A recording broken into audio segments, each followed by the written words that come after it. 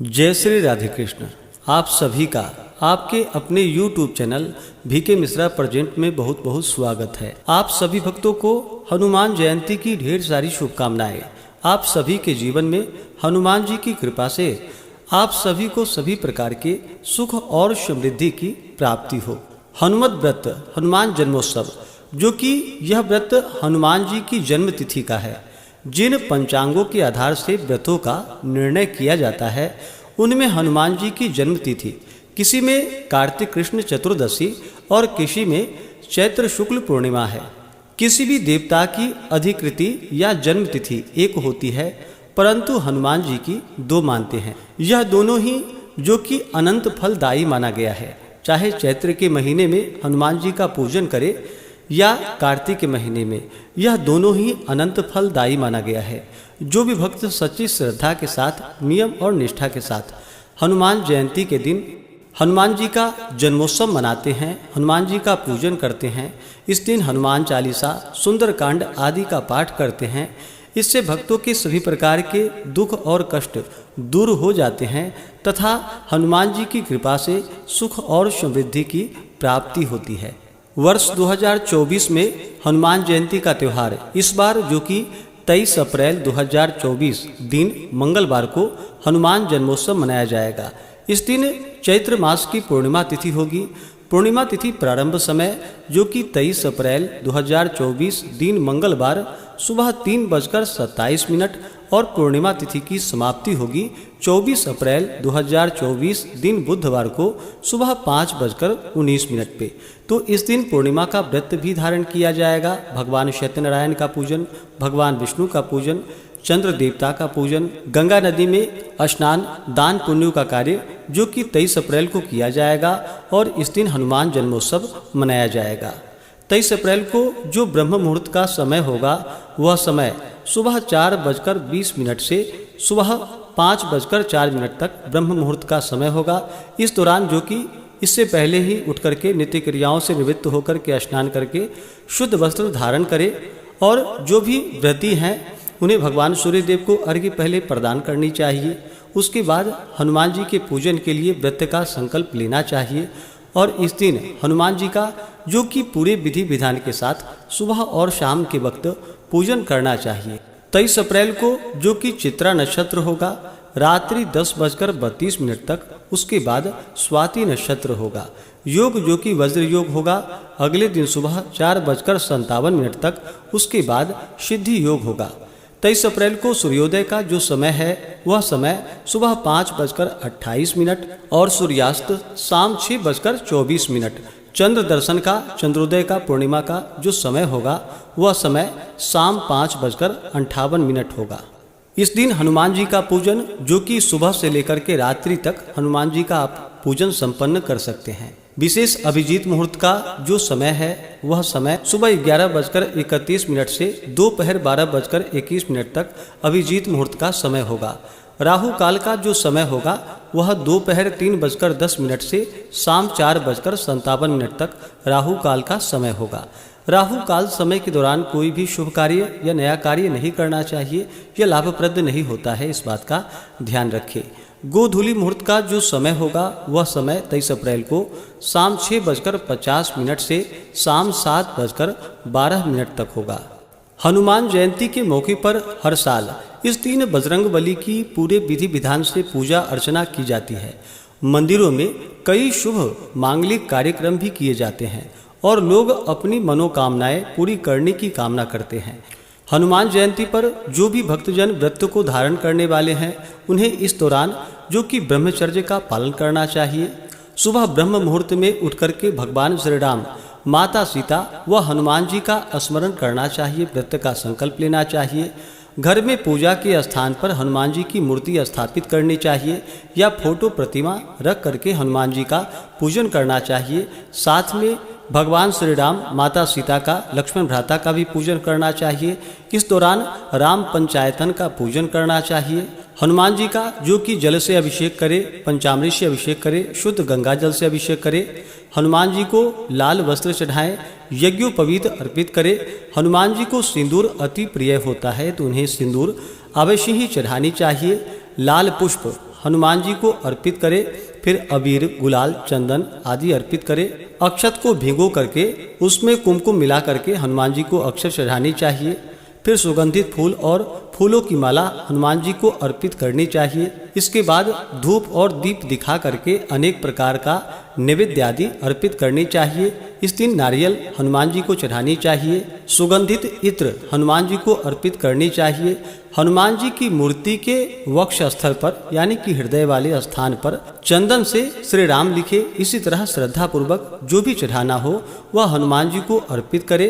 इसके बाद फिर पूजन संपन्न होने पर हनुमान चालीसा, सुंदरकांड आदि का पाठ करना चाहिए या श्रवण करना चाहिए और भगवान श्री राम के नाम का जप करना चाहिए। हनुमान जी के नाम का जप करना चाहिए। इससे हनुमान जी अपने भक्तों पर अति प्रसन्न होते हैं। हिंदू धर्म में हनुमान जयंती का विशेष महत्व है। इस पर्व को शक्ति, भक्ति और निष्ठा का प्रतीक माना जाता है। इस दिन हनुमान जी की विधिवत पूजा करने से व्यक्ति को हर तरह की बाधाओं से मुक्ति मिल जाती है और सुख समृद्धि की प्राप्ति होती है। इसके साथ ही भगवान श्री राम अपने भक्तों पर भी अति प्रसन्न होते हैं। कुंडली में मंगल ग्रह की स्थिति मजबूत होती है। ऐसी मान्यता है कि भगवान हनुमान का जन्म सूर्योदय के समय हुआ था। इसी कारण इस दिन ब्रह्म मुहूर्त में उठकर सभी कामों से निवृत्त होकर स्नान आदि करने के साथ हनुमान जी की विधिवत पूजा करनी चाहिए। इससे हनुमान जी अपने भक्तों पर अति प्रसन्न होते हैं। तो आइए सुनते हैं हनुमान जयंती से जुड़ी हुई पौराणिक कथा। तो बोलिए प्रेम से हनुमान जी महाराज की जय। सियापति रामचंद्र की जय। सर्वदेवी देवता की जय। हनुमान भक्तों के लिए हनुमान जयंती का विशेष महत्व है। शास्त्रों के अनुसार हनुमान जी को राम भक्त माना जाता है। हनुमान जी को बल, बुद्धि, विद्या, शौर्य, धर्म, निर्भयता का प्रतीक माना जाता है। जब कोई परेशानी सामने खड़ी हो जाती है तो सबसे पहले पवन सुत को याद किया जाता है। इनको कई नामों से भी जाना जाता है, जैसे कि हनुमान जी, चिरंजीवी, बजरंगबली, पवन सुत, महावीर, बाली बीमा, अंजनी सूत, संकट मोचन, आंजनेय आदि नामों से हनुमान जी को जाना जाता है।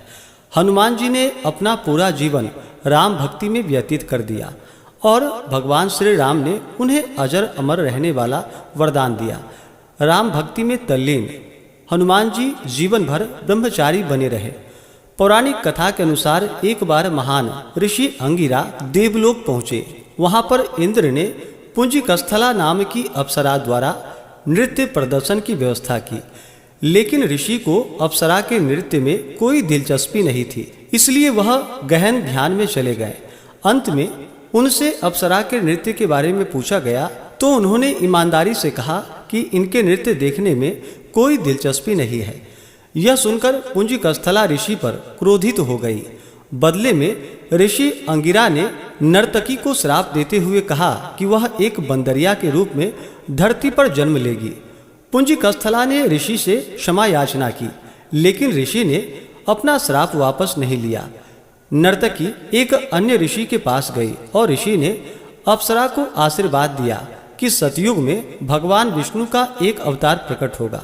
इस तरह पुंजिकस्थला ने सतयुग में वानर राज कुंजर की बेटी अंजना के रूप में जन्म लिया और उनका विवाह कपिराज केसरी से हुआ, जो एक वानर राजा थे। इसके बाद दोनों को एक पुत्र हुआ, जिसे शक्तिशाली हनुमान कहा गया।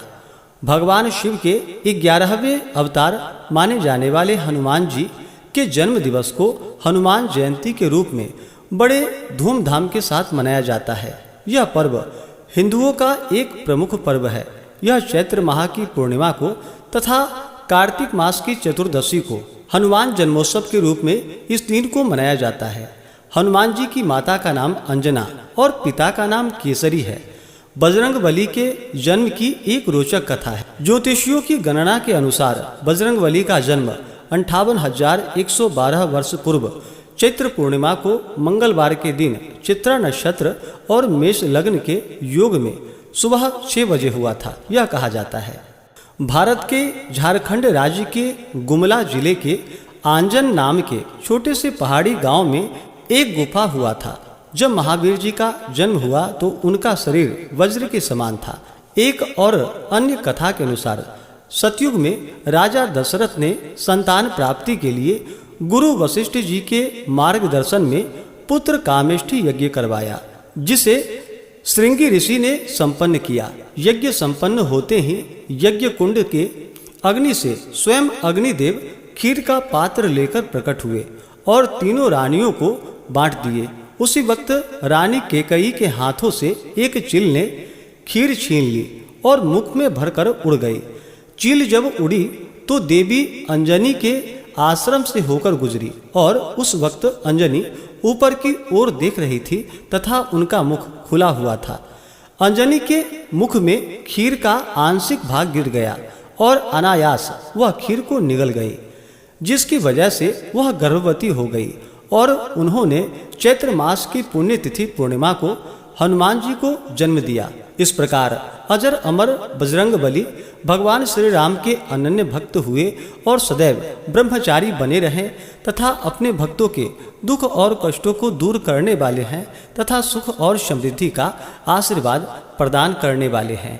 तो आशा करता हूँ कि यह जानकारी आपको अच्छा लगा हो। ऐसे ही ज्ञानवर्धक जानकारियाँ प्राप्त करते रहने के लिए, प्रत्य पूजा के बारे में जानने के लिए, कथा को सुनने के लिए चैनल पे अगर आप पहली बार आए हैं तो चैनल को लाल बटन दबा करके सब्सक्राइब करें, साथ में बेल आइकन घंटी को दबाएं ताकि आने वाली वीडियो का नोटिफिकेशन आपको समय से मिलता रहे। वीडियो को लाइक करें, शेयर करें। सुखी रहें और स्वस्थ रहें। जय श्री राधे कृष्ण।